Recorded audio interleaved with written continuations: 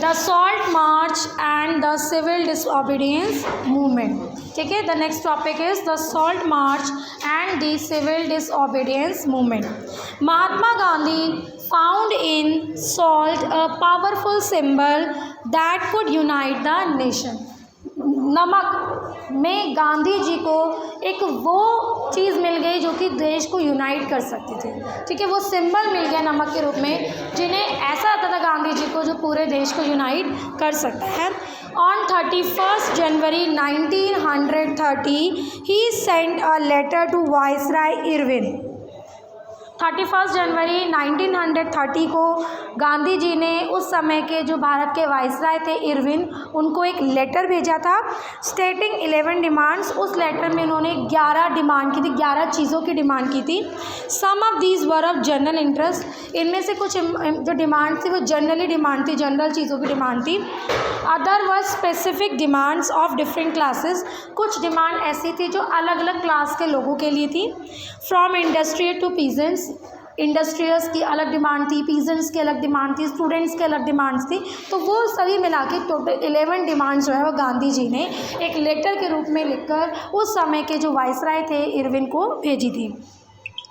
The idea was to make the demand wide ranging so that all classes within Indian society could identify with them and everyone could be brought together in a united campaign। ये demand अलग अलग society के साथ इसलिए रखी गई थी ताकि सभी अपने आप को एक साझा समझ सके, यूनाइट समझ सके और एक यूनाइटेड कैंपेन का हिस्सा बन सके।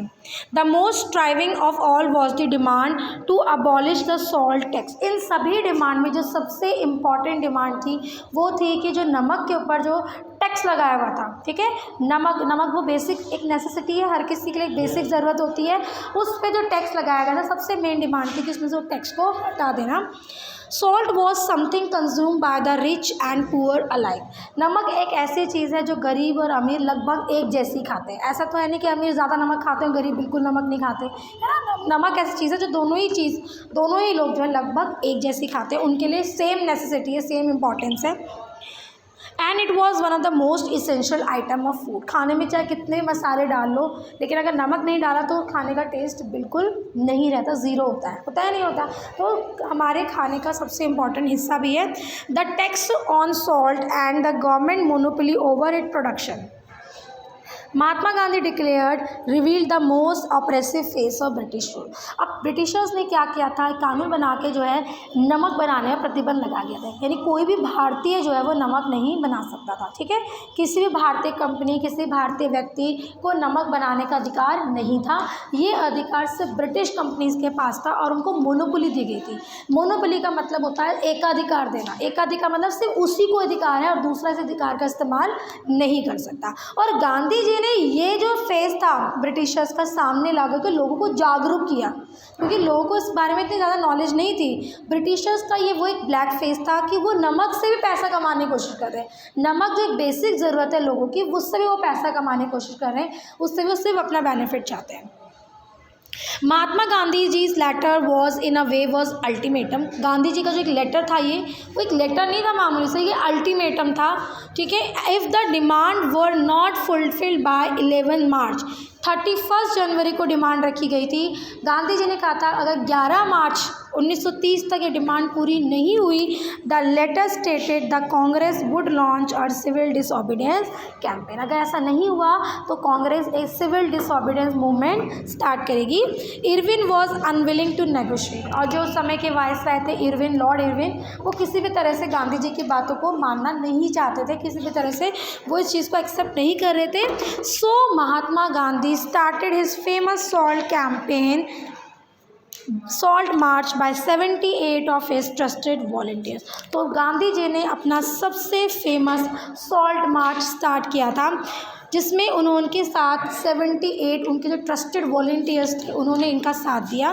This march was over 240 miles from Gandhi ji's ashram in Sabarmati to the Gujarati coastal town of डांडी।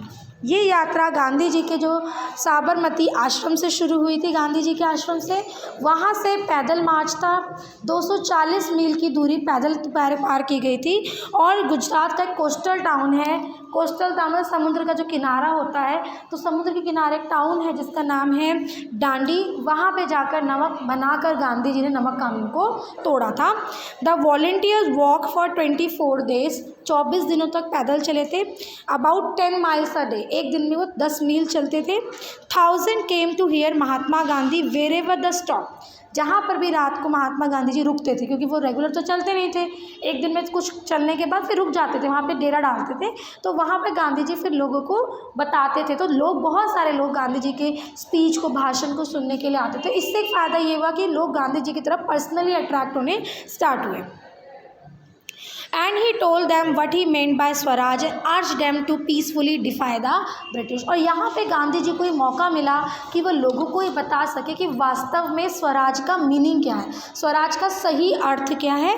और लोगों से उन्होंने अर्ज किया, मतलब विनती की कि वो ब्रिटिशर्स के खिलाफ लड़ाई में उनका साथ दें।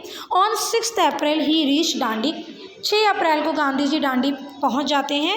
एंड सेरेमोनियली वॉलेटेड द रॉ, और पूरा पानी उबालकर, नमक बनाकर, जो है समुद्र के पानी को उबालकर नमक बनाकर एक कानून को तोड़ते हैं। Manufacturing law salt by boiling salt water, sea water को उबालकर जो है ये नमक बनाकर इस कानून को तोड़ते हैं।